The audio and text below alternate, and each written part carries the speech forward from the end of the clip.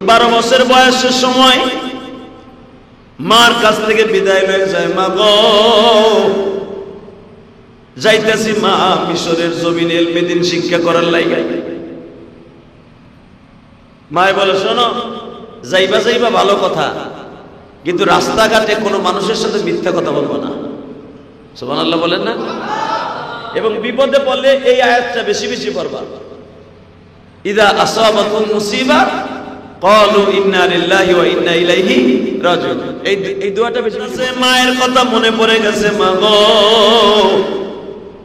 তুমি না শিখাই দিছিলা বিপদে পড়লেই এই আয়াতটা পড়তে হবে, আমি তো পড়তাছি মা। যেইভাবে যাত্রীদেরকে মেরে মেরে সব টাকা পয়সা সোনা গয়না নিয়ে যাইতেছে, মহিলাদের কানের স্বর্ণগুলো ছিঁড়ে ছিঁড়ে লয়ে যাইতেছে, মা আমার কাছেও তো স্বর্ণের 8টা পয়সা আছে। সুবহানাল্লাহ বলেন। আমার কাছে তো 8টা স্বর্ণের পয়সা আছে।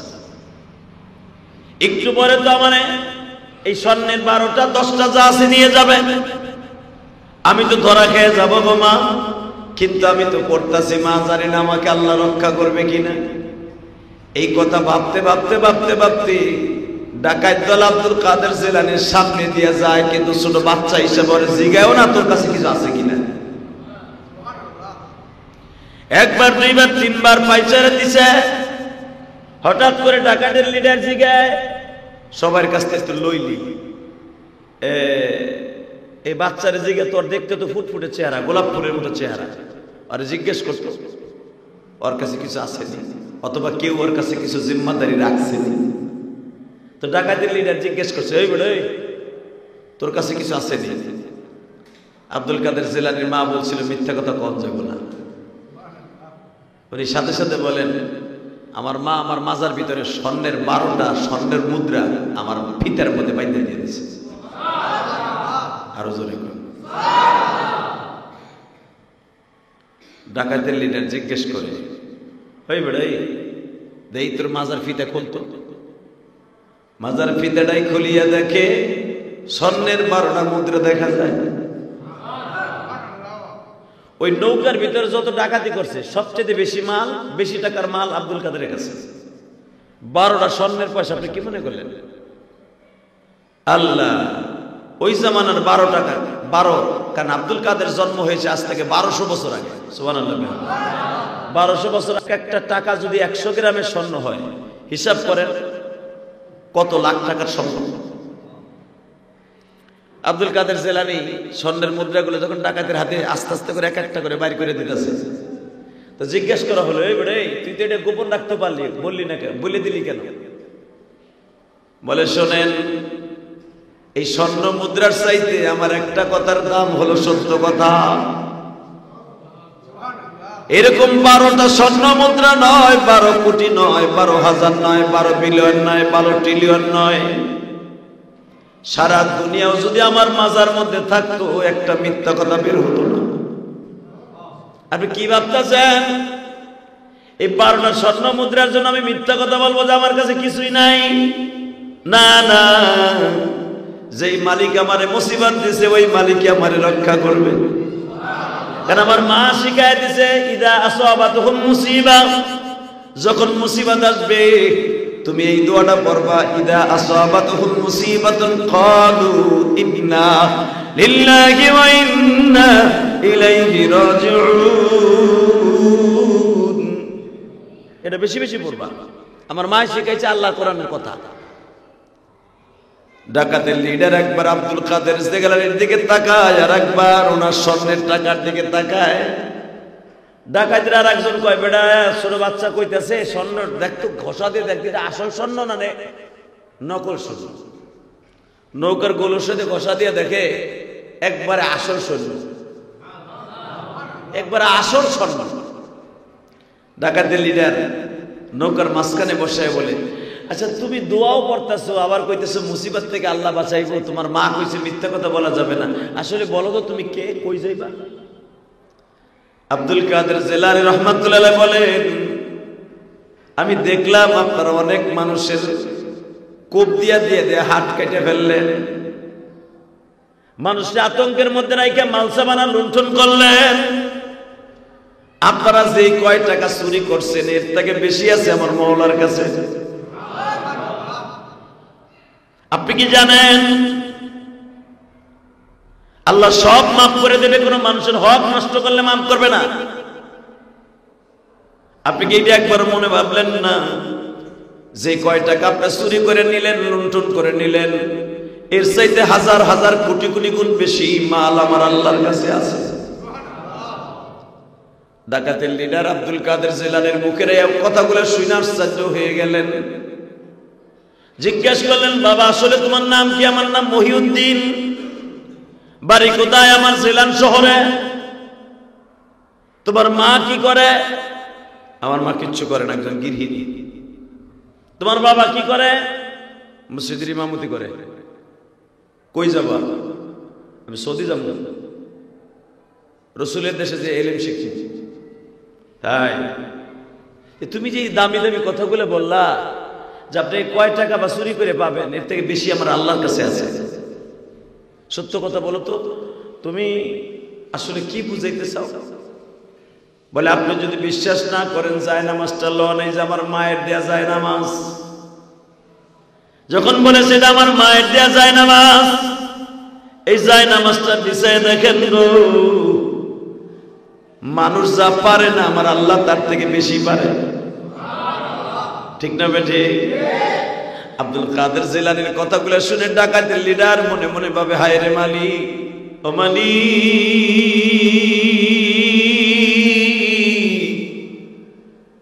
জীবনে কত মানুষের মাল লুণ্ঠন করলাম, কত মানুষকে রান্দাও দিয়ে কোবায়া কোবায়া মাইরা রক্ত বের করে মাল সামানা লুণ্ঠন করে ফেললাম, কিন্তু একবার ভাবলাম না মৃত্যু আমারও আছে, ওই লোকটারও আছে। ঠিক না বেটা? আইনামা তাকুনু ইউদরিকুমুল মাউত ওয়ালাউ কুনতুম ফি বুরুজিম মুশাইয়াদা। মৃত্যু যখন আসবে কেউ আমারে ধরে রাখতে পারবে না।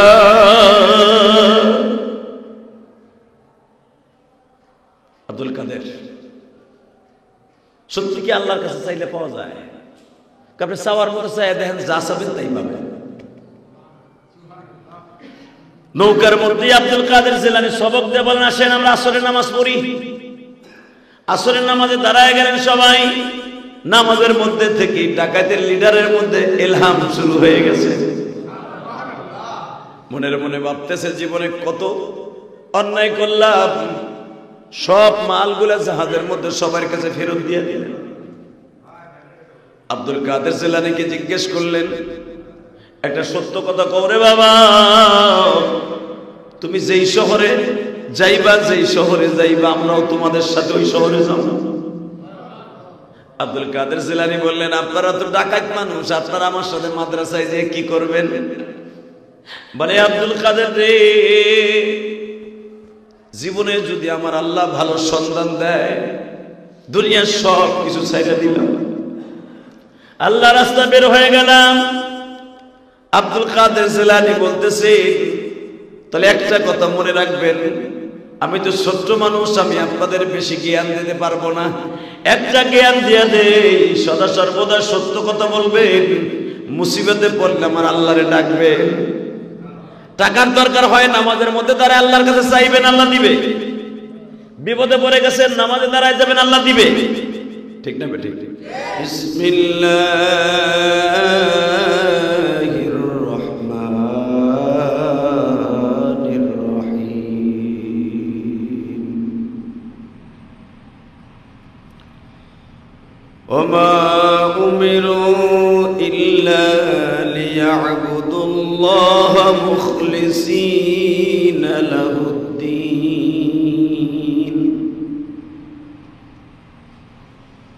وقال الله تبارك وتعالى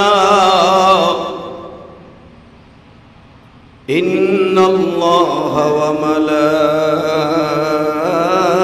وملائكته يصلون على النبي يا أيها الذين آمنوا صلوا عليه وسلموا تسليما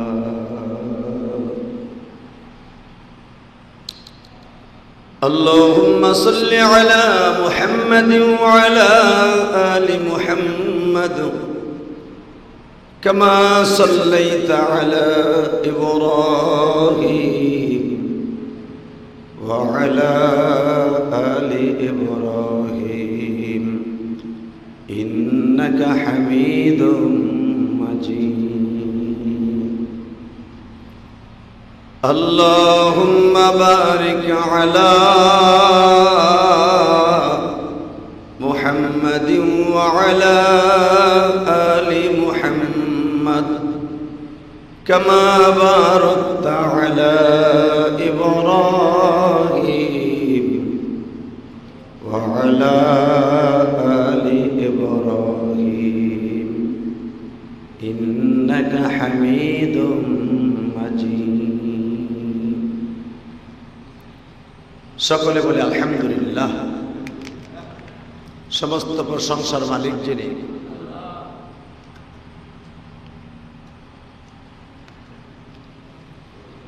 সমস্ত প্রশংসার মালিক ওই আল্লাহ, যিনি আমার লালন কর্তা, পালন কর্তা, রেজেক দাতা। ওই রব্বে কারিমের কাছে হাজারো শুকরিয়া আদায় করে বলছি আলহামদুলিল্লাহ। আল্লাহ সুবহানাহু ওয়া তাআলা তার কালামে কালিমের মধ্যে বলেন, লা ইন শাকারতুম লা আযীদান্নাকুম ওয়া লা ইন কাফারতুম ইন্না আযাবি লাশাদীদ। বান্দায় যখন আল্লাহর প্রশংসা করে, আল্লাহ তাআলা তার নেয়ামতকে বৃদ্ধি করে দেয়। বান্দায় যখন আল্লাহর নাশুকরি করে, আল্লাহ তাআলা তার নেয়ামতকে খাটো করে দেয়। আল্লাহ সুবহানাহু ওয়া তাআলা মুনআমের নেয়ামতের শুকরিয়া বান্দায় যত বেশি বেশি করবে, সুবহানাহু ওয়া তাআলা তাকে সদা সর্বদাই নেয়ামতকে বৃদ্ধি করে দেবেন। সুবহানাল্লাহ বিহামদিহি। আজিজ মেরে ভাই ও দোস্ত বুজুর্গ, আল্লাহ সুবহানাহু ওয়া তাআলা তার কালামে কারীমের মধ্যে বলেন, আল্লাহু লা ইলাহা ইল্লা হুয়াল হাইয়ুল কাইয়্যুম লা তা'খুযুহু সিনাতুন ওয়া লা নাওম। আল্লাহ এমন একজন শক্তিশালী বাদশা, যিনি একটা সেকেন্ডের জন্য তন্দ্রা আসেন না। উনি 24 ঘন্টাই বান্দাকে দেখতে থাকেন। সুবহানাল্লাহ বিহামদিহি। শীতের মৌসুম চলছে। এই শীতের মৌসুমে আল্লাহ রাব্বুল আলামিন তার প্রিয় হাবিবকে এইভাবে বর্ণনা করেন, ইয়া রাসূলুল্লাহ, একটা গাছ শীতের মৌসুমে যেমনি করে পাতাগুলো ঝরে যায়, ঠিক তদ্রূপ গুনাহগার বান্দা যখন নামাজের জন্য নামাজ পড়ে ইবাদত করে ভালো কাজের জন্য যখন বের হয়, ঠিক নামাজটা শেষ করে যখন বাসায় যায়, এই শুকনা পাতার মতো তার গুনাহগুলো ঝরে যায়। সুবহানাল্লাহ বিহামদিহি। বিশ্বনবী মুহাম্মদ রাসূলুল্লাহ সাল্লাল্লাহু আলাইহি ওয়াসাল্লাম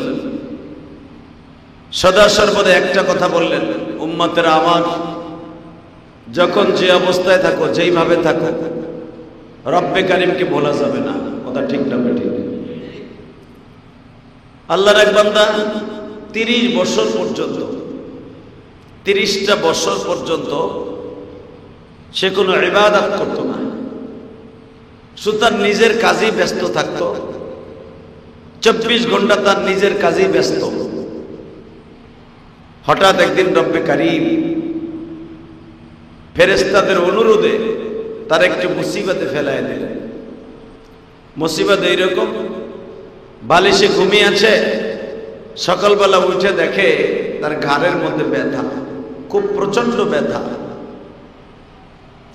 আল্লাহ রাব্বুল আলামিন একটা রগকে আর একটা রগের উপর উঠায় দিলেন। দেখি আমার বান্দা আমাকে ডাকে কিনা। রাত পার হওয়ার সাথে সাথেই আল্লাহর বান্দা আল্লাহ আল্লাহ বলে চিৎকার আরম্ভ করে দিচ্ছে। তখন রব্বে কারিম বলতেছে, তাকায় দেখো আমার বান্দাকে একটু মুসিবত দেওয়ার সাথে সাথে আমার ডাক আরম্ভ হয়ে গেছে। ওই বান্দাকে বলে দাও, আমি রব্বে কারিম মুসিবত বান্দারে দেই একমাত্র আমার বান্দা আল্লাহর সাথে সম্পর্ক ভালো করার জন্য। কথা বাস্তব না অবাস্তব? আল্লাহ সুবহানাহু ওয়া তাআলা বলেন, ইযা আসাবাতহুম মুসিবাহ ক্বালু ইন্না লিল্লাহি ওয়া ইন্না ইলাইহি রাজিউন। বান্দার যখন মুসিবত সামনে আসবে, বিপদ সামনে আসবে, সে বেশি বেশি পড়বে ক্বালু ইন্না লিল্লাহি ওয়া ইন্না ইলাইহি রাজিউন। পড়েন তো দেখি, ইন্না লিল্লাহি, আরো জোরে বলেন, ইন্না লিল্লাহি। যখন দেখবেন শরীর জ্বর আসছে, মাথা ব্যথা, খাইতে ভাল লাগে না, মনটা বেশি ভালো না, তখন বেশি বেশি পড়বেন ইন্না লিল্লাহি ওয়া ইন্না ইলাইহি রাজিউন। এইটার আমরা বানাই দিয়েছি মৃত্যু মানুষের দোয়া। সবাই মনে করে এইটা মনে মানুষ মরলে পড়তে হয়, আসলে না। এই দোয়াটা হলো মুসিবতের দোয়া। আল্লাহ রাসূল সাল্লাল্লাহু আলাইহি ওয়াসাল্লাম বলেন, আল্লাহ পাক আমার শিখাই দিয়েছেন, ইযা আসাবাতহুম মুসিবা, যখন তোমাদের চোখের সামনে কোনো মুসিবত আসবে, বালা মুসিবত আসবে, তখন তুমি বেশি বেশি পড়বা ইন্না লিল্লাহি ওয়া ইন্না ইলাইহি রাজিউন। সুবহানাল্লাহ বিহামদিহি, সুবহানাল্লাহ বিহামদিহি। এই দোয়াটা, এই আয়াতটা যদি কেউ তিলাওয়াত করে, আল্লাহ তার 70 বছরের গুনাহ মাফ করে দেবে। আরো জোরে করুন। শুধু তাই না, পাহাড় পরিমাণ বিপদ যদি আসে, তার বিপদকে আল্লাহ দূর করে দেবেন। রাসূলের একজন সাহাবী বিশাল বড় একটা বিপদে পড়ে গেছে। কেমন? উনি মরুভূমি অঞ্চলে সফর করতেছে। ইন্দিমিন টাইমে, ওই জামানায় এখনো পর্যন্ত মরুভূমিতে অনেক বড় বড় ডাকাইত আছে, ডাকাইতের দল। তো একটা ডাকাইতের দলের কবলে পড়ে গেছে। তো এই সাহাবীর মনে পড়ে গেল, বিশ্বনবী আমাকে একদিন বলেছিলেন, ইদা আসাবাতুহুম মুসিবা ক্বালু ইন্না লিল্লাহি ওয়া ইন্না ইলাইহি রাজিউন। আল্লাহ বলে দিয়েছেন মুসিবত সামনে আসলে এই দোয়াটা বেশি বেশি পড়তে হয়। তো ডাকাইতের দল ওনাকে হাইজ্যাক করার জন্য প্রস্তুত হয়ে গেল, ওনার মাল সামানা হাইজ্যাক করল। দেখবেন ডাকাত যখন ডাকাতি করতে আসে, যখন দেহে ধরা খাইয়েই গেছি, তখন ওই বাড়ির মালিককে ধইরা অনেকে মাইরাও ফেলায় গেল। ঠিক ওই রাসূলের কলিজার ওই সাহাবী ধরা খেয়ে গেছে ডাকাইতের দলের কাছে। দেখলেন প্রাণ নাশের ভয়, যে কোনো মুহূর্তে তাকে মেরে ফেলতে পারে এখন ডাকাইত দল। তো উনি একটা মনে পড়ে গেল, আমার নবী বলেছিল ইদা আসাবাতুহুম মুসিবা, আল্লাহ পাক বলছে যখন তোমাদের সামনে কোনো মুসিবত আসে, বিপদ আসে, তখন তুমি বেশি বেশি পড়বা ক্বালু ইন্না লিল্লাহি ওয়া ইন্না ইলাইহি রাজিউন।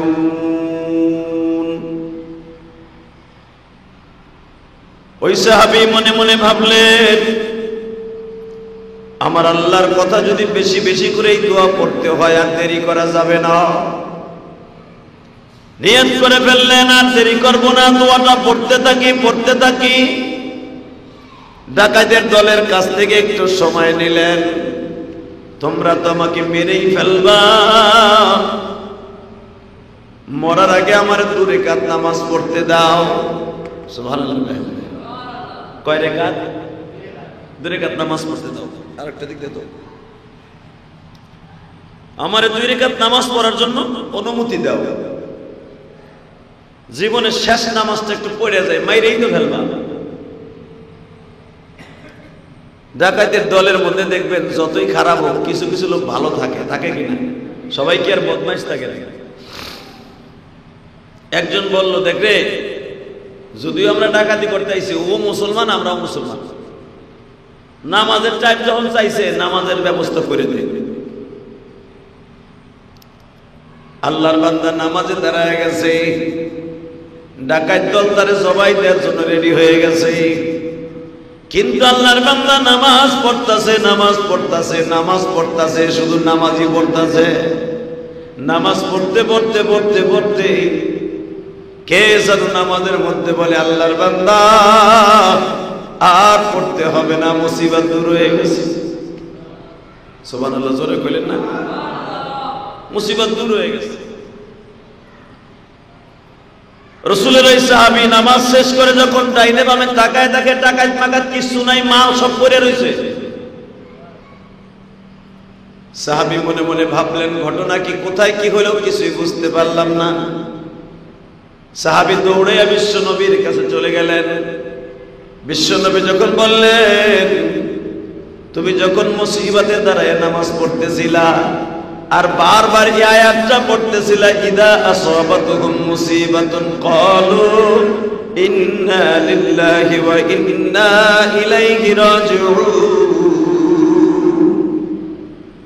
তুমি যখন এই আয়াতটা পড়তেছিলা, আল্লাহর পক্ষ থেকে একটা রেজাল্ট এসে গেছে, যেই ডাকাতগুলা তোমারে মারার জন্য আসছিল, ওদের সামনে বিশাল বড় দেহের একটা বাঘ ওদেরকে তাড়া করছে।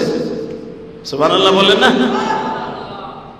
ওদেরকে বিশাল বড় একটা বাঘ আল্লাহ পাহাড়ের গুহা থেকে বের করে দিয়া ওই ডাকাত দলকে এমন জোরে তাড়া করছে যে ওরা তোমার সাইরা দিতে বাধ্য হয়েছে। আসলে এইটা তোমার একমাত্রই হলো তুমি যে আমার রব্বে কারিমের প্রশংসা করিয়া বিপদ সামনে নিয়ে এই আয়াতটা বেশি বেশি করে তেলাওয়াত করছো, আল্লাহ তোমার মুসিবত থেকে দূর করে দিয়েছে। সুবহানাল্লাহ বিহামদিহি, সুবহানাল্লাহ বিহামদিহি। যখনই দেখবেন কোন মানুষের সামনে বিপদ এসে গেছে, তখনই বেশি বেশি পড়বেন ইন্না লিল্লাহি ওয়া ইন্না ইলাইহি রাজিউন। ইমাম আবু হানিফা রাহমাতুল্লাহ আলাইহি একটা মাসলা বলতেন, যখন উম্মতে মুহাম্মাদি যে কোনো সময় যে কোনো মুহূর্তে বিপদে পড়বে, যদি এই দোয়াটা বেশি বেশি করে পড়ে, আল্লাহ তার পাহাড় সমতুল্য বিপদ আসলেও আল্লাহ তার বিপদকে রক্ষা করবে। যেরকম ভাবে আমি আপনাদের আরেকটা ঘটনা শুনিয়ে দিই।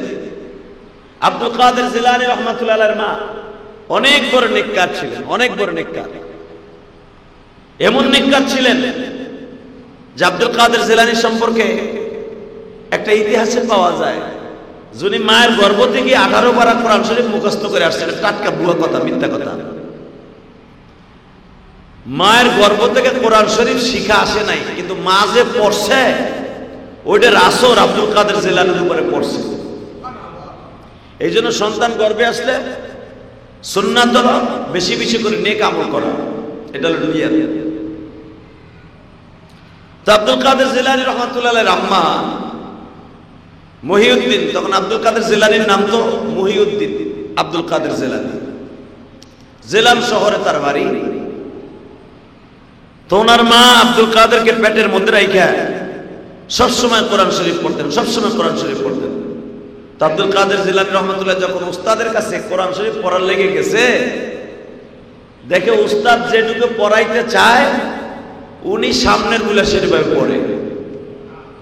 সুবহানাল্লাহ বলেন। জিজ্ঞেস করা হলো, তুমি কি তোমার মার কাছে পড়ছো? মহিউদ্দিন আব্দুল কাদের জিলানী বলেন, আমার মা আমাকে দুধ খাওয়াইতেন আর কোরআন শরীফ পড়তেন। আরো জোরে। উস্তাদ জিজ্ঞেস করে, দুধ খাওয়াইতেন, এই আয়াতগুলো তেলাওয়াত করতে তুমি কেমনে জানতা? মহিউদ্দিন আব্দুল কাদের বলেন, আমার মার মুখে আমি শুনছি। যখনই আমার মা আমাকে গর্ভধারণ করেছিল, ওই গর্ভে অবস্থা আমার মা কোরআন পড়তেন। আবার যখন আমাকে দুগ্ধ পান করাইতেন, আমার মা কোরআন শরীফ পড়তেন। ওই মায়ের মুখে কোরআন শুনতে শুনতে শুনতে শুনতে আমার মুখস্থ হয়ে গেছে। আব্দুল কাদের জিলানীর মা যখন এই আয়াতটা বেশি বেশি পড়তেন, ইদা আসাবাতহুম মুসিবা ক্বালু ইন্না লিল্লাহি ওয়া ইন্না ইলাইহি রাজিউন, এই আয়াতটা বেশি বেশি পড়তেছিলেন। আব্দুল কাদের জিলানীর বয়স যখন 12 বছর, কত? জোরে কর। 12 বছর বয়স। এই 12 বছর বয়সের সময় মার কাছ থেকে বিদায় হয়ে যায়। মা গো, যাইতেছি মা মিশরের জমিনে ইলমে দ্বীন শিক্ষা করার লাইগা। মায় বলে, শোনো, যাইবা যাইবা ভালো কথা, কিন্তু রাস্তাঘাটে কোনো মানুষের সাথে মিথ্যা কথা বলবো না। সুবহানাল্লাহ বলেন না? এবং বিপদে পড়লে এই আয়াতটা বেশি বেশি পড়বা, ইদা আসাবাতুম মুসিবা ক্বালু ইন্না লিল্লাহি ওয়া ইন্না ইলাইহি রাজিউন। এই দোয়াটা বেশি বেশি পড়বা, এটা কোরআন শরীফের আয়াত। তা আব্দুল কাদের জিলানীর মা আলো পিসাব, মায়া, সন্তানের পীর। যখন বলছে এই দোয়াটা বেশি বেশি পড়বা, দেখবেন 100% হাদিসে আসছে সন্তান ভালো হওয়ার জন্য 1 নাম্বার হাতিয়ার হলো তার মা। মা যত খারাপ হবে সন্তান তত খারাপ হবে। কথা বলেন না কেন?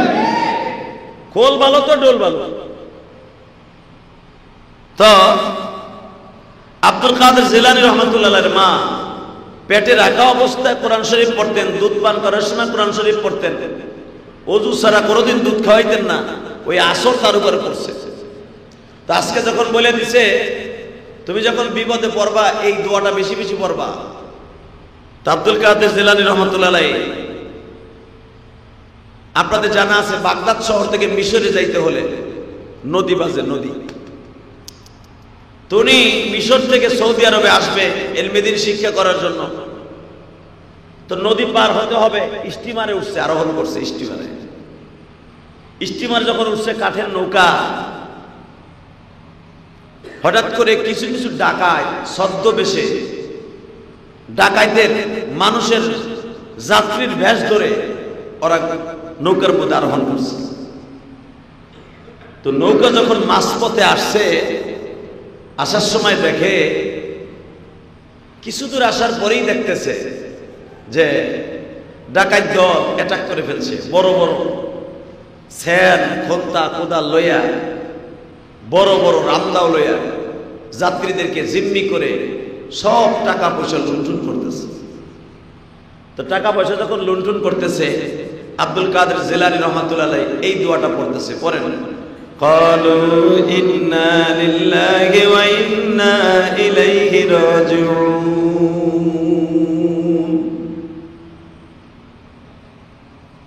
বারবার যখন এই আয়াতটা তেলাওয়াত করতেছে, মায়ের কথা মনে পড়ে গেছে। মা গো, তুমি না শিখাই দিছিলা বিপদে পড়লেই এই আয়াতটা পড়তে হবে, আমি তো পড়তাছি মা।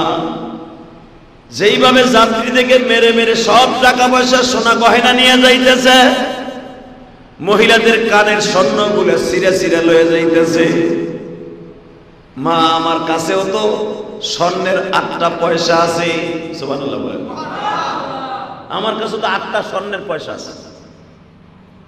একটু পরে তো মানে এই স্বর্ণের 12টা 10টা যা আছে নিয়ে যাবে, আমি তো ধরা খেয়ে যাবো গো মা। কিন্তু আমি তো পড়তাছি মা, জানি না আমাকে আল্লাহ রক্ষা করবে কিনা। এই কথা ভাবতে ভাবতে ভাবতে ভাবতে ডাকাত দল আব্দুল কাদের জিলানীর সামনে দিয়ে যায়, কিন্তু ছোট বাচ্চা হিসেবে ওরে জিগায়ও না তোর কাছে কিছু আছে কিনা। একবার, দুইবার, তিনবার পাইচারে দিছে। হঠাৎ করে ডাকাতের লিডার জিগায় সবার কাছ থেকে লইলি, এই বাচ্চারে জিগে তোর দেখতে তো ফুটফুটে চেহারা, গোলাপ ফুলের মতো চেহারা। আর জিজ্ঞেস করতো ওর কাছে কিছু আসেনি, অথবা কেউ ওর কাছে কিছু জিম্মাদারি রাখছেনি। তো ডাকাতের লিডার জিজ্ঞেস করছে, এই বলে তোর কাছে কিছু আসেনি? আব্দুল কাদের জিলানীর মা বলছিল মিথ্যা কথা কম যাবো না। উনি সাথে সাথে বলেন, আমার মা আমার মাজার ভিতরে স্বর্ণের 12টা স্বর্ণের মুদ্রা আমার ফিতার মধ্যে বাইন্ধে দিয়ে দিয়েছে। আরো জোরে করে। ডাকাতের লিডার জিজ্ঞেস করে, ওই বেড়াই দেই তোর মাজার ফিতা খুলতো। মাজার ফিতাটাই খুলিয়া দেখে স্বর্ণের 12টা মুদ্রা দেখা যায়।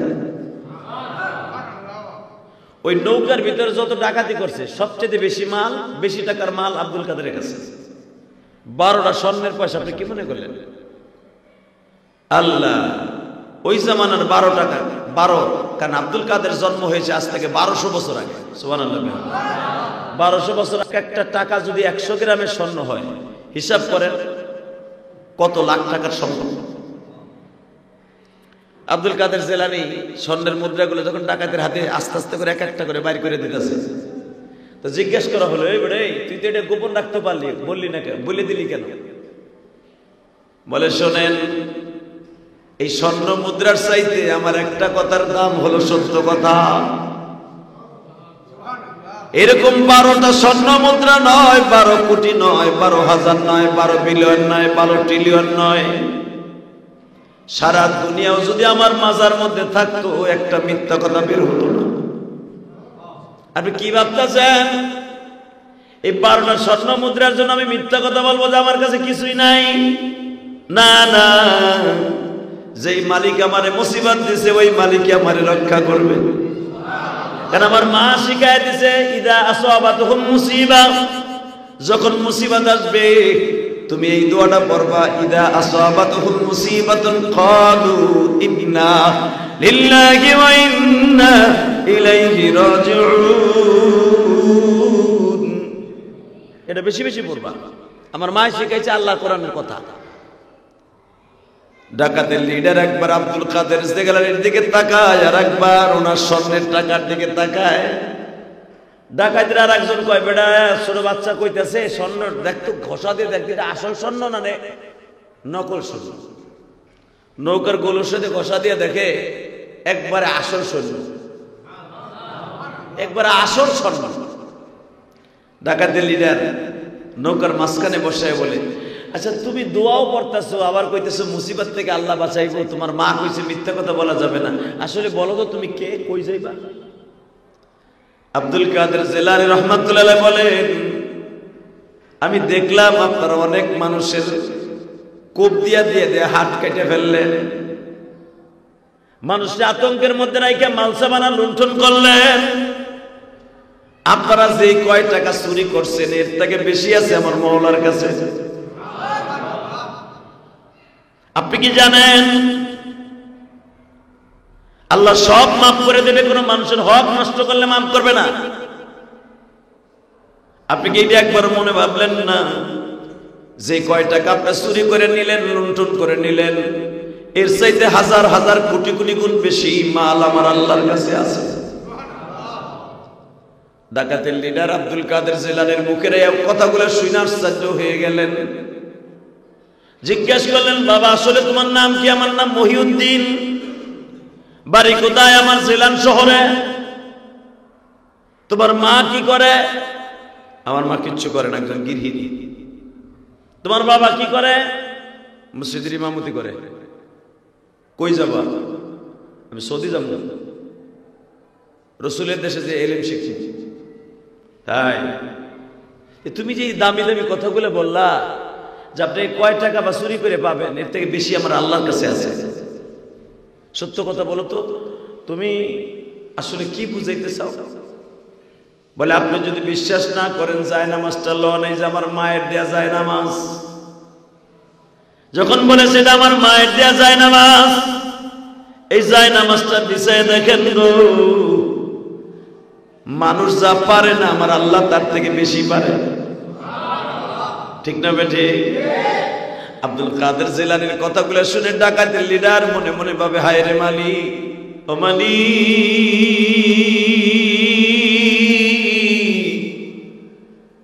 জীবনে কত মানুষের মাল লুণ্ঠন করলাম, কত মানুষকে রান্দাও দিয়ে কোবায়া কোবায়া মাইরা রক্ত বের করে মাল সামানা লুণ্ঠন করে ফেললাম, কিন্তু একবার ভাবলাম না মৃত্যু আমারও আছে, ওই লোকটারও আছে। ঠিক না বেটা?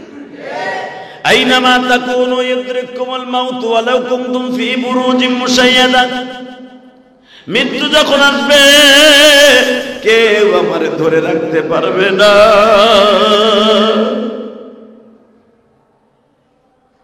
আব্দুল কাদের সত্যি কি আল্লাহর কাছে চাইলে পাওয়া যায়?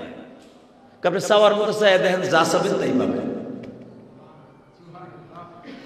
নৌকার মধ্যে আব্দুল কাদের জিলানী সবক দিয়ে বলেন, আসেন আমরা আসরের নামাজ পড়ি। আসরের নামাজে দাঁড়ায় গেলেন সবাই। নামাজের মধ্যে থেকে ডাকাতের লিডারের মধ্যে ইলহাম শুরু হয়ে গেছে। মনের মনে ভাবতেছে, জীবনে কত অন্যায় করলাম, সব মালগুলা জাহাজের মধ্যে সবার কাছে ফেরত দিয়ে দিলেন। আব্দুল কাদের জিলানীকে জিজ্ঞেস করলেন, একটা সত্য কথা কও রে বাবা, তুমি যেই শহরে যাইবা, যেই শহরে যাইবা আমরাও তোমাদের সাথে ওই শহরে যাব। আব্দুল কাদের জিলানী বললেন, আপনারা তো ডাকাত মানুষ, আপনারা আমার সাথে মাদ্রাসায় যেয়ে কি করবেন? বলে, আব্দুল কাদের রে, জীবনে যদি আমার আল্লাহ ভালো সন্ধান দেয়, দুনিয়ার সব কিছু ছাইড়া দিলাম। আল্লাহ রাস্তা বের হয়ে গেলাম। আব্দুল কাদের জিলানী বলতেছে, তাহলে একটা কথা মনে রাখবেন, আমি তো ছোট্ট মানুষ, আমি আপনাদের বেশি জ্ঞান দিতে পারবো না। একটা জ্ঞান দিয়ে দেই, সদা সর্বদা সত্য কথা বলবেন। মুসিবতে পড়লে আমার আল্লাহরে ডাকবেন। টাকার দরকার হয় নামাজের মধ্যে দাঁড়ায় আল্লাহর কাছে চাইবেন, আল্লাহ দিবে। বিপদে পড়ে গেছেন, নামাজে দাঁড়ায় যাবেন, আল্লাহ দিবে। ঠিক না ঠিক? জোরে কোন? নামাজে বসতে দেয় না আল্লাহ? হ্যাঁ, কি কর চুপচাপ করে কুদ্দুস ভাইয়ের মতো বয়ে রয়েছে, আল্লাহ দেয় না? দেয়। হ্যাঁ রে, কি দেয়া দেয় জানেন আপনি? কি দেয়া দেয়? রসুলের যুগে ঘটনা একটা ঘটে গেছে, হাদিসের কথা, মারহাবা বলেন। রসুলের একজন সাহাবী, অনেক বড় লোকের সন্তান ছিল, অনেক বড় লোকের সাহাবী। তার নাম ছিল আবু আব্দুল্লাহ। এই আবু আব্দুল্লাহ সাহাবী ইসলাম কবুল করছে। ধনির পোলা যখন ইসলাম কবুল করছে, সাথে সাথে বাপ তারে তেজ্যপুত্র করে দিছে। তোরে আর আমি চিনি না, যা তুই মুহাম্মাদের জাদুতে গ্রাস হয়ে গেলি, তুই মদিনা পর্যন্ত যে তার হাতে কালেমা পড়লি, তোরে আমি চিনি না। এখন আবু আব্দুল্লাহ বিশ্বনবীর কাছে যে বলি, ইয়া রাসূলুল্লাহ, আমার 4টা ছেলে মেয়ে, এদেরকে নিয়ে বাঁচবার একটা পন্থা আপনি আমার করে দেন, একটা ব্যবসার লাইন ধরায় দেন। বিশ্বনবী বললেন, লাইন ধরাই দিলাম, আলহামদুলিল্লাহ, যাও। সেটা হলো, তুমি প্রতিদিন মসজিদে নববীর সামনে আসবা, একটা রুমাল আমার সামনে ধরবা, আমি রুমালে ফু দিব, এইটা নিয়ে বাসায় যাইবা। সাহাবী আজকে প্রতিদিন রুমালটা ধরে, বিশ্বনবী ফু দিলে আল্লাহ পাকের কুদরতি যে কোনো জিনিস তার রুমালের মধ্যে থাকে টাকায় পরিণত হয়ে যায়। আমার নবী এমন একজন মানুষ, আমার নবীর মুজিজা, পাথর হাতে নিয়ে নবী ফু দিলে স্বর্ণ হয়ে যায়। এক গ্লাস পানি দিয়ে 70 জন সাহাবীর খাওয়াই দিত। এক পেলা দুধ দিয়া অন্তত শত শত সাহাবীর পেট ভরাই দিত।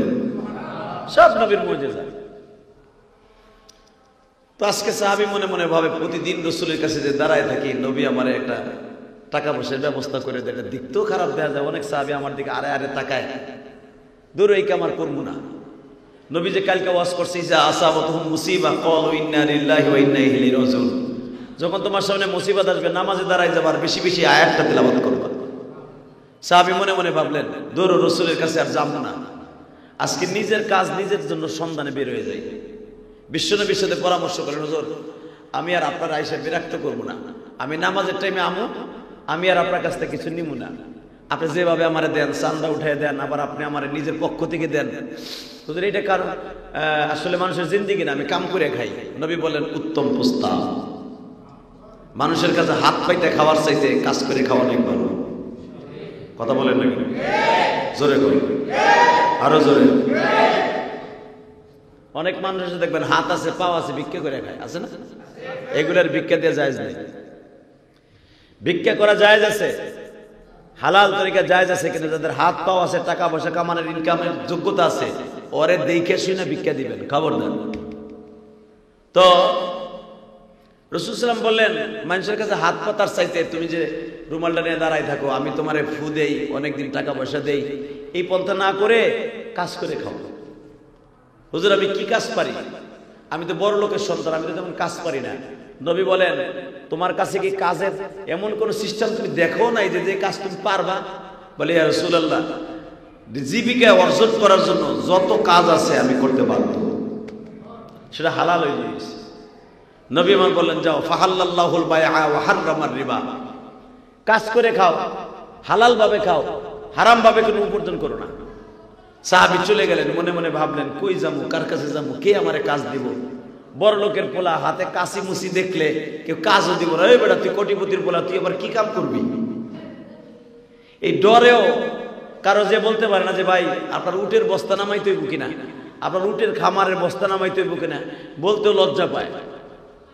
হাতের মধ্যে একটা লোহার ফটা লইয়ার সারাদিন হাঁটা চলা করে, কোনো মানুষের কাজ দেয় না। সন্ধ্যার সময় বাসায় ফিরে আসছে, বিবি জিজ্ঞাসা করে কি ব্যাপার, তুমি যে বড় মুখ করে গেলা, কাজ করে টাকা লয়ে আসবা, টাকা লয়ে বাজার করে আসবা, বাজার তো দেখি না। আবি আব্দুল্লাহ বলেন, বিবি রে, যেই মালিকের কাজ করছি বেতন দেয় নাই। পরের দিন আবার নামছে, দ্বিতীয় দিন ঘরে ফিরে আসছে শূন্য হাতের। বদবি জিজ্ঞেস করে কি ব্যাপার, কাজ কো, টাকা কো, বাজার কো। সাহাবী বলে ফেললেন, আজকেও যেই মালিকের কাজ করছি টাকা পয়সা দেয় নাই, বাজার করতে পারি নাই। তৃতীয় দিন যখন বের হয়েছে, কাজের কোনো সন্ধান নাই, কেউ তারে কাজও দেয় না। আজকে আল্লাহর বান্দা একটা কাজ করে ফেলছে বাবা। এই যে বলেছে বিবিরে, যেই মালিকের কাজ করছি বেতন দেয় নাই, আসলে মালিকের কাজ নয়। যখন কেউ কাজ দেয় না, সঙ্গে সঙ্গে মনে পড়ে গেল আমার নবী শিখাই দিয়েছিল, যদি কিছু চাইতে হয় নামাজের দ্বারা চাইতে। সেই সকাল থেকে নিয়ে সন্ধ্যা পর্যন্ত যায় নামাজ বিছায়া শুধু নামাজই পড়ছে। 3 দিন নামাজ শেষ হয়ে যাওয়ার পরে আল্লাহর বান্দা সন্ধ্যার দিকে মনে মনে ভাবে, আজকে কোন মুখ লয়ে বাইতে যাব, কোন মুখখানা লয়ে বাইতে যাব। 3 দিন বউরে ধোকা দিলাম। 3 দিনে আমি বললাম মালিক টাকা দেয় নাই। আজকে যদি বিবি জিজ্ঞাসা করে বাচ্চা কাচ্চা কেমনে বাঁচাবো, টাকা কই, কি জবাব দিব? অন্তত বিবির মনটারে বুঝ দেওয়ার জন্য একটা ফোন দিয়ে আটকে লই, বিবির একটু সান্ত্বনা দেওয়ার জন্য একটা নতুন একটা পন্থা অবলম্বন করি। কি সাহাবী যেই যায় নামাজ বিষয়ে নামাজ পড়তো বাবা, পাগড়িটা মাথায় দিয়ে নামাজ পড়তো। এই পাগড়িটা খুলছে, কিছু বালি, সিলেটে বালি, মোটা বালি পাগড়ির মধ্যে বাঁধছে, বাইন্দা ঘাড়ের মধ্যে করে নিয়ে বাসায় হাজির হয়ে গেছে। বিবি দূরের থেকে মনে মনে ভাবছে, আজকে মনে হয় বাজার লইয়া আসছে। বিবি দৌড়ে আসছে, কি ব্যাপার, তোমার বস্তার মধ্যে কি? আহো ঘরে আহো, বাজার পাঠাইলে খাইবে না? সাহাবী কয়, বাজার পাঠাইলাম। কি কষ্ট? আরে তুমি 10টার দিকে বাজার পাঠাইলা, ধুমধাম করে পাক করছি, এবং আশেপাশের বাড়ির পাশে যারা ছিল তাকেও দাওয়াত দিয়ে খাওয়াইছে। আরো জোরে কর।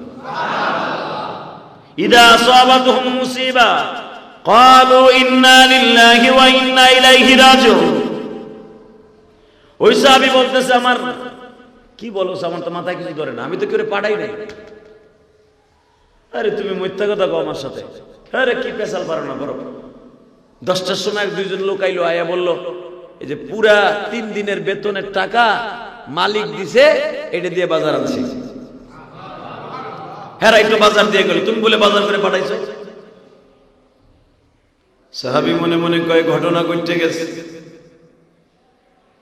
বালির ওই রুমালটা, যেই রুমালের মধ্যে বালি বান্ধা ছিল, রুমালটারে আস্তে করে বাবা মনে মনে ভাবছে, ঘটনা যখন ঘটে গেছে নবীর কানে পৌঁছে, আল্লাহ যে সব পারে এটা প্রমাণ হয়ে গেছে। রুমালটা যখন খুলছে, খুলে দেখে একটা বালিও নাই। মালিক তার পুরা বালুগুলাকে স্বর্ণ বানায় দিয়েছে। ওমাকানু ওমাকারাল্লাহ ওয়াল্লাহু খায়রুল মাকিরিন। আল্লাহ বলেন, বান্দা তুই যেটা না পারবি ওটা আমি পারি। ঠিক না বেঠিক? কুলিল্লাহুম্মা মালিকাল মুলক, তুই যেটা পারস না আমি সারা পৃথিবীর মালিক, আমি ওইটা পারি। কথা বাস্তব না অবাস্তব? যখন রুমালটা খুলছে, বালুগুলা স্বর্ণ, ওই থুইয়াই দূর দিছে। ইয়া রাসূলুল্লাহ, ঘটনা ঘটলো কি বুঝলাম না। নবী বলে, কি হয়েছে? রাসূল গো, আমি কাজের সন্ধানে নামছিলাম, আমি বড় লোকের পোলা, আমার কেউ কাম দেয় না। লজ্জা পাইয়া মনে মনে ভাবলাম, কাজ যখন দেয় না, আকাম করে লাভটা কি, বইয়ে থেকে লাভটা কি, মালিকের খেতেই কাজ করি। আল্লাহর নামাজ পড়ে সেজদা দিয়ে লম্বা লম্বা সেজদা দিয়ে দোয়া করছি। ইদা আসাবাতুহুম মুসিবা ক্বালু ইন্না লিল্লাহি ওয়া ইন্না ইলাইহি রাজিউন। নবীকে ঘটনা তো দুই দিক দিয়ে করছে। কি? এক নম্বরে আমি 3 দিন পরে বাসায় এসে দেখি আমার বাসায় যে পরিমাণ বাজার দিছে কে জানো, যে বাজার আমি 1 মাসও খাইয়ে ছাড়াইতে পারবো না। 2 নম্বরে যে বালুগুলা রুমালে বাইন্ধা আনছিলাম এত পরিমাণ স্বর্ণ হইছে, মদিনার সব মানুষের যদি 1 মাস খরচ করে শেষ হইব না। ঘটনা তো বলতে পারলাম না। নবী বললেন, স্বর্ণের যে চাকাগুলো আছে ওইটি বাইতুল মালে জমা দিয়ে দাও। আরো জোরে কর, আরো জোরে, বাইতুল মালে জমা দিয়ে দাও। মদিনার বাইতুল মালে আল্লাহর ব্যাংকে জমা দাও, আর বাজার যেটা পাইছো ওইটা খাইতে থাকো। আমার নবী বললেন, সাহাবীরে, যে আটার বস্তা তোমার ঘরে আসছে আমি নবী দেখে আসবো, যাও, কিন্তু শর্ত রে সাহাবী, বস্তার ভিতর থেকে আটা নিতে বলবা, কিন্তু বস্তার মুখ খুলতে নিষেধ করবো। আসলে আটার বস্তা কেউ দেয় না, আমার মালিকের পক্ষ থেকে দেয়া হয়ে গেছে। মালিক যদি কাউরে কিছু দেয় হিসাব ছাড়া দেয়, বেগাইরে হিসাব। ঠিক না বেঠিক? ইয়ারযুকু মান ইয়াশাউ বিগাইরি হিসাব।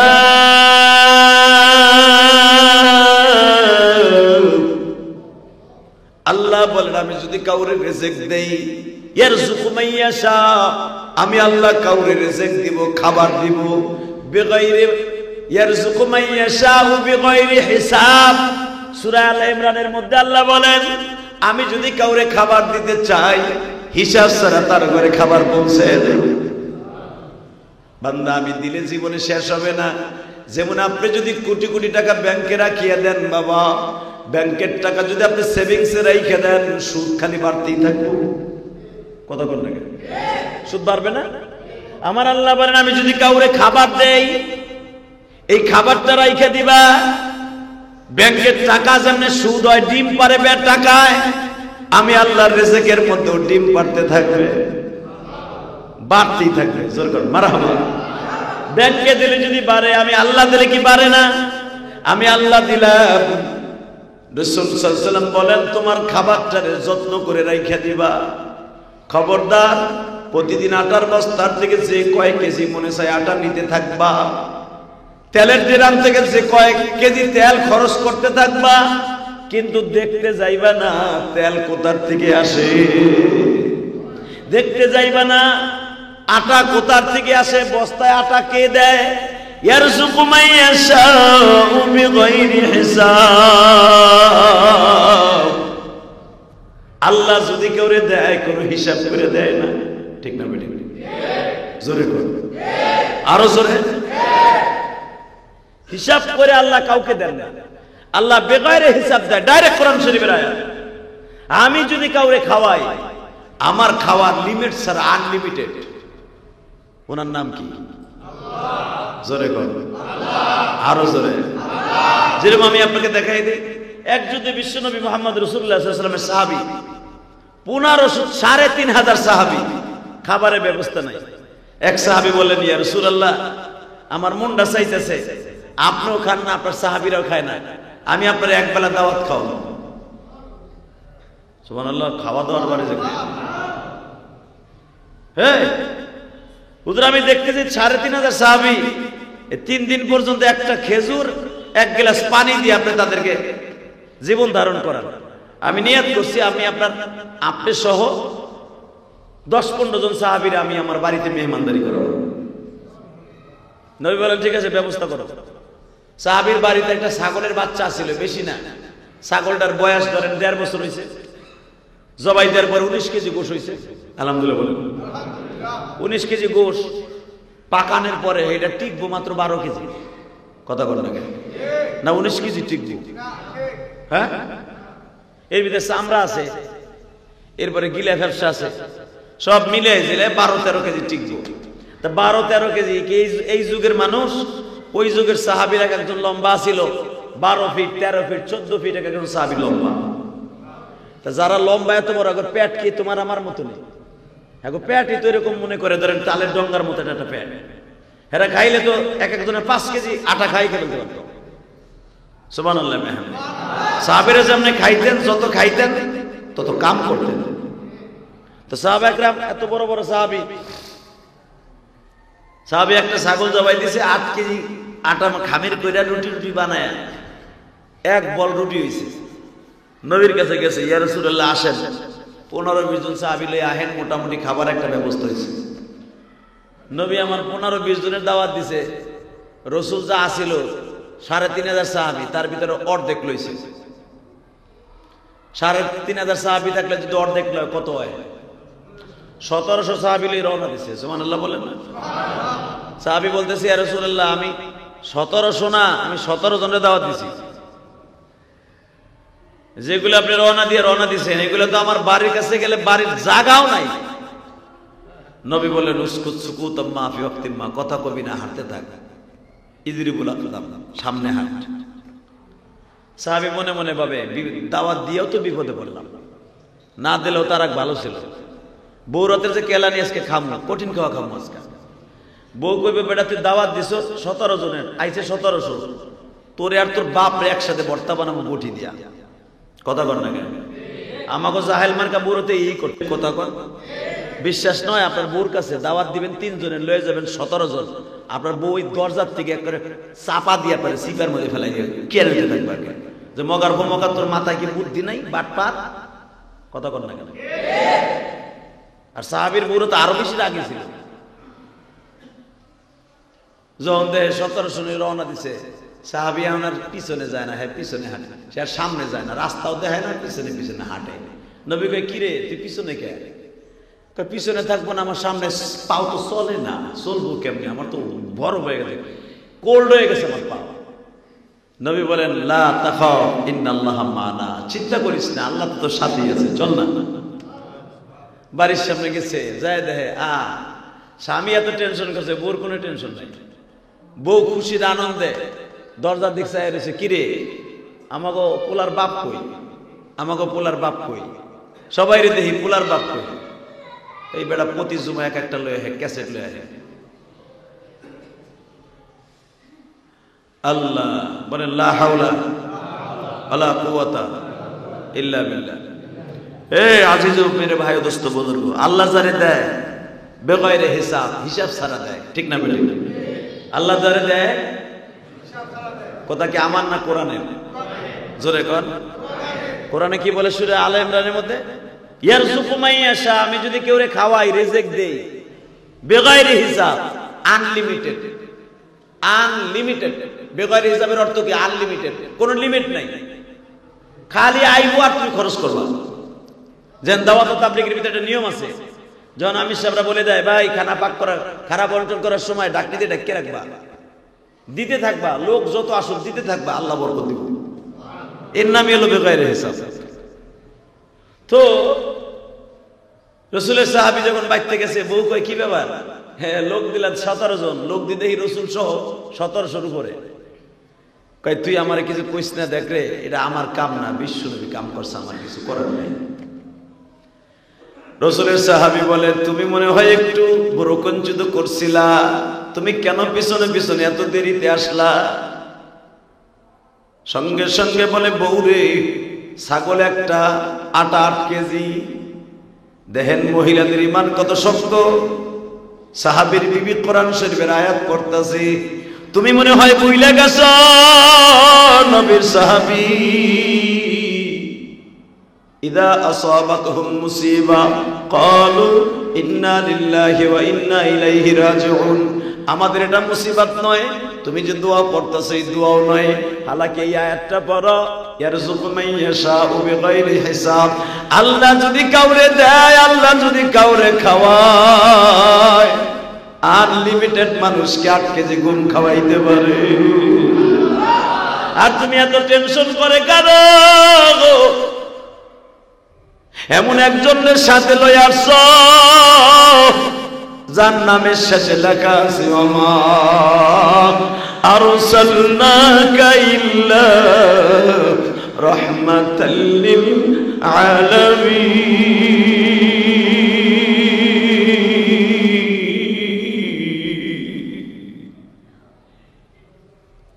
তুমি কি কোরআনে আয়াতগুলো ভুলে গেছো? সাহাবী কয় বোর কথা শুনে আমার ঈমান তাজা হয়ে গেল। হ্যাঁ জোরে বলেন। বোর কথা শুনে আমার ঈমান তাজা হয়ে গেল। এক নাম্বার বিবি পড়তেছি ইয়ারযুকু মাইয়াশাউ বিগাইরি হিসাব। আল্লাহ যদি কাউরে খাওয়ায় আনলিমিটেড খাওয়াইতে পারে। আবার বলতেছে ওমা আরসালনাকা ইল্লা রাহমাতাল লিল আলামিন। আমার নবী সারা দুনিয়ার রহমত। নবী যদি সারা দুনিয়ার রহমত হয়, তোমার ঘরের মধ্যে বিশ্ব নবী রহমত, টেনশন করো কেন? বিশ্ব নবী বললেন সাহাবীরে খাবারের ডেকচিটা আমার কাছে উপস্থিত করে দে, গোশতের ডেকচিটা আমার কাছে উপস্থিত করে দে। গোশতের ডেকচি আর রুটির ডেকচি বিশ্ব নবীর হাতে। নবী আমার একটা রুটিকে আমাদের দেশের রুটির চাইতে ধরেন একটু সাইজে বড়, বুখারী তার একটু সাইজে বড়। আমাদের দেশের রুটিগুলো দেখেন 10 টাকা। এই রুটিটারে যদি আপনি 50 টাকা দিয়ে কিনেন, 50 টাকা দিয়ে কিনলে 5টা রুটির সমান হয় না? আফগানি রুটি ধরেন, এই সাইজের রুটি সাহাবীদের জামানায় ছিল। একটা রুটির আমার নবী হাত দিয়ে ধরলেন, কিছু অংশ নিজের দাঁত দিয়ে ছিললেন, সেরা অংশটারে রুটির সব নিচে রাখলেন। গোশতের ডেকচির মধ্যে থেকে এক টুকরা গোশত গালে দিলেন, বাকি অংশ অবশিষ্ট বিশ্ব নবী গোশতের ডেকচির মধ্যে ফেললেন। নবী আমার বললেন সাহাবীরে এদিকে আয়, খাইতে থাক।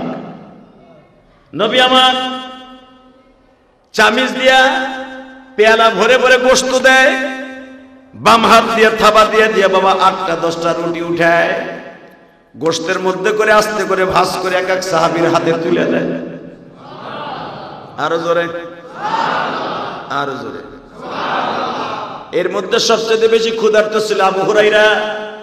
আপনারা বুখারীতে পড়ছেন আবু হুরায়রা সব সময় ক্ষুধার্ত থাকতেন। আবু হুরায়রার ক্ষুধাটা বেশি ছিল। হাদিসে আসছে আবু হুরায়রার ক্ষুধাটা বেশি ছিলেন, উনি খাইতেন বেশি, কিন্তু জীবনে সবচাইতে বেশি খাইতেন আবু হুরায়রা। তারপরে চিন্তা করে আজকে যে পরিমাণ রুটি আমি দেখতাছি, এ তো আমাকে 5 জনের খাবার, আর আমারে নবী প্রথম বানাইছে, তুমি তাকসিম করো সবাই পরে খাইবা, এ তো মনে 5 জনের পরে শেষ, আমার কপালে আজকেও না খাওয়া ছাড়া উপায় নেই। সাহাবী মনে মনে কয় কিতাবুল মাগাজির মধ্যে আছে বুখারী, আবু হুরায়রা প্রথম এইভাবে রুটিটার দরিয়া গোশতের টুকরাটা এইভাবে ভাঁজ করে দেয়, আবু হুরায়রা পাঁচের করে, আবার মাঝে মাঝে ডিলিক দিয়ে দেখে আছে না গেছে।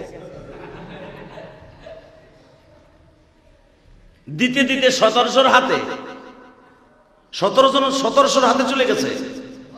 এরপর আবু হুরায়রা ডিলিক দিয়ে দেখে যেমন আছে হেমনই আছে। ইয়ারযুকু মাইয়াশাউ বিগাইরি হিসাব। খেলাটা কে খেলে? হ্যাঁ, ডাক্তার ইউনূস খেলে, শেখ হাসিনা খেলছে না? কে হ্যাঁ, ভান্ডারটা তো কমে না। এই মুসলমানের বলা বান্দার ভান্ডার থেকে কমে যায়, ওনার ভান্ডার থেকে কমে না। কথা ঠিক না ঠিক? দিতে দিতে দিতে 1700 হাতে রুটি গোশত চলে গেছে, সবাই পেট ভরে খাইতেছে। নবী জিজ্ঞেস করতেছে কুল্লু আজমাইনা কুল, সবাই খাইছো? নাম ইয়া রাসূলুল্লাহ। ইলা সুখান, আর কারো দরকার আছে? লা লা লা লা। আবু হুরায়রা কয় ঘটনা কি? যে গোশত সেই গোশত, যেই রুটি সেই রুটি। নবী আমার কয় তাল হে নাই আবু হুরায়রা কুল জামা, কুল্লু জামা, সব খা। আবু হুরায়রা একবার রুটি গালে দেয়, আর নবীর চেহারার দিক তাকায় পানি পড়ে, চোখের পানিতে আবু হুরায়রা বুক ভাইসে যাইতেছে।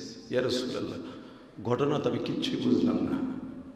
আমার নবী বলে সব ঘটনা বোঝা যায় না, ঠিক না ঠিক? তোর যত মনে চায় তত খা।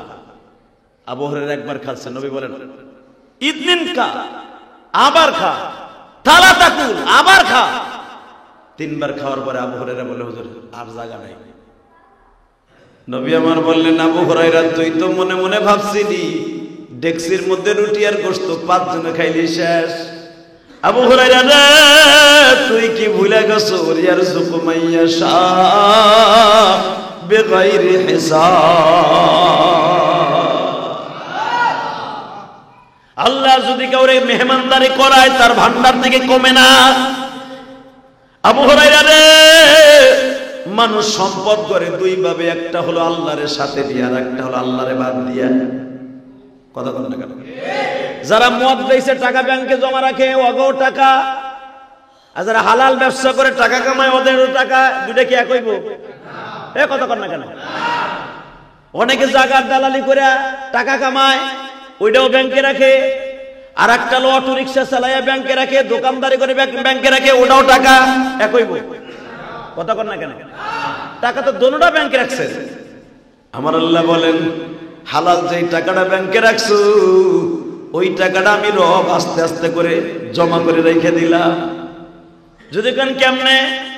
তোর রোগতাপ কম হবে, সংসারে বরকত বেশি হবে, চাহিদা কম থাকবে, ব্যাংকের টাকা ব্যাংকেই রাখবে।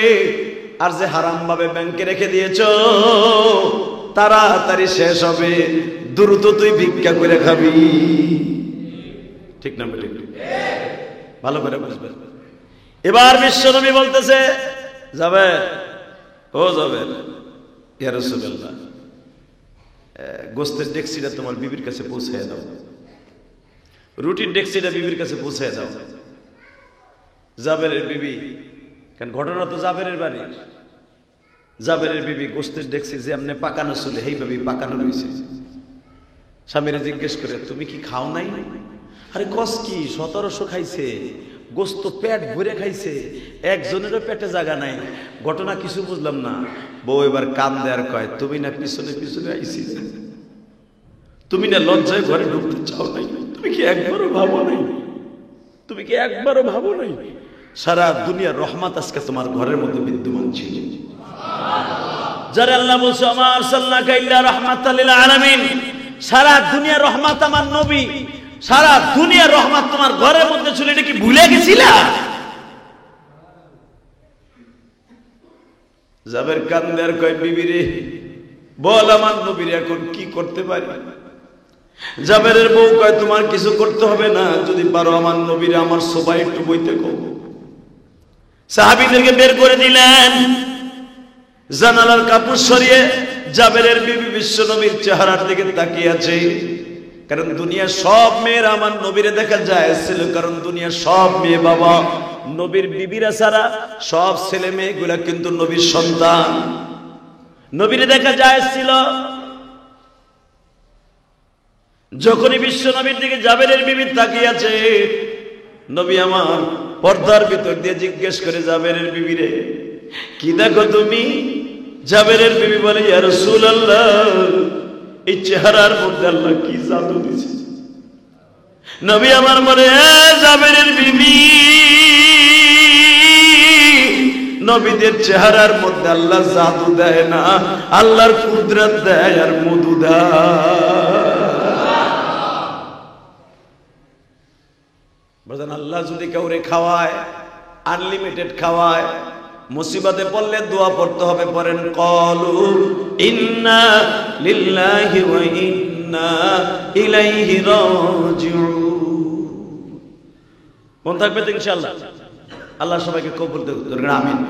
আসেন তওবা করে আস্তাগফিরুল্লাহ রাব্বি মিন কুল্লি যামবি ওয়া আতুবু ইলাইহি লা হাওলা ওয়ালা কুওয়াতা ইল্লা বিল্লাহিল আলিয়্যিল আযীম।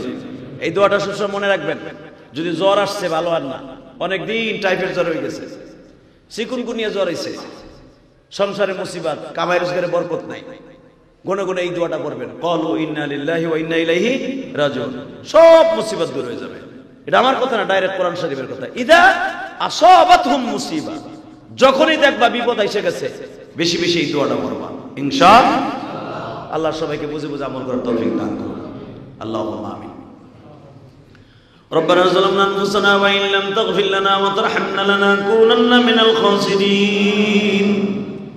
اللهم اغفر لنا ولوالدينا رب ارحمهما كما ربياني صغيرا. নিজের হাতে বান্দা তুমি বানায়া কোনদিন মাফ না করে পারবে। আল্লাহ তুমি তাকায় দেখো,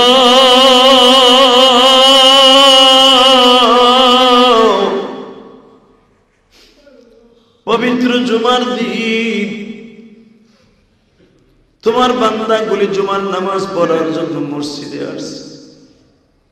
জানি না এদের মধ্যে কে পাহাড় সমান অন্যায় করে তোমার কাছে হাত তুলছে। কে যেন জনম দুঃখিনী মাকে হারাইয়া বাবাকে হারাইয়া হাত তুলছে। সকালবেলা একটা যুবক আমার ফোন দিয়ে বলে, আজ থেকে বাবা ডাকটা বন্ধ হয়ে গেল। আমি জিজ্ঞেস করলাম, কিভাবে বাবার একটা বন্ধ হয়ে গেল? হুজুর, বটগাছের মতো আমার বাবা এতদিন বেঁচে ছিল, আজকে চলে গেল। হুজুর, আমি আপনার মসজিদে আসতাম হুজুর, আমি আমার আব্বাকে নয়া মিরপুর জুমা পড়তে যাইতাম। চিরদিনের জন্য বাবা ডাকটা বন্ধ হয়ে গেল।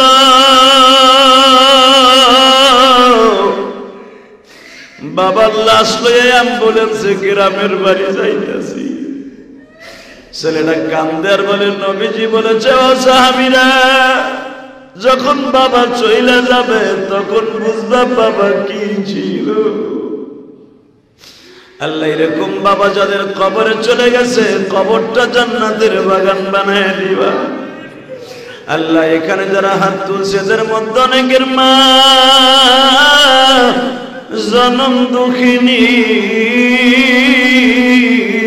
মা। শীতের মৌসুম আসতেই বারবার মনে পড়ে যায় মায়ের কথা।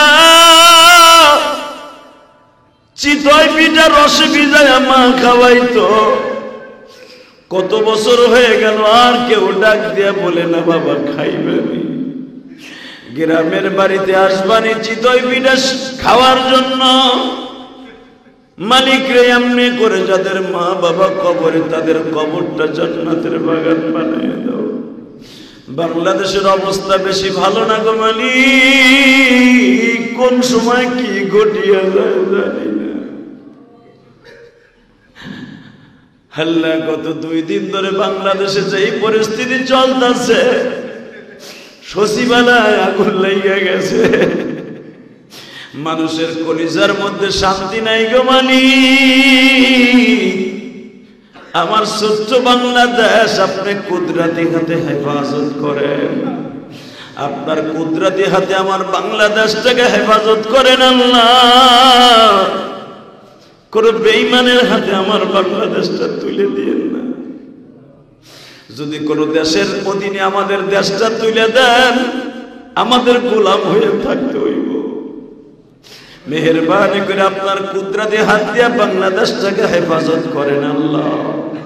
আমাদের ব্যবসা বাণিজ্যে বরকত দিয়ে দেন, হালাল রিজিকের ব্যবস্থা করে দেন আল্লাহ। আমাদের সবাইকে নেককার বানায় দেন। ওয়াসাল্লাল্লাহু তাআলা আলা খায়রি খালকিহি মুহাম্মাদি ওয়া নূরি আরশিহি সাইয়্যিদিনা মাহুম বিরহমাতিকা।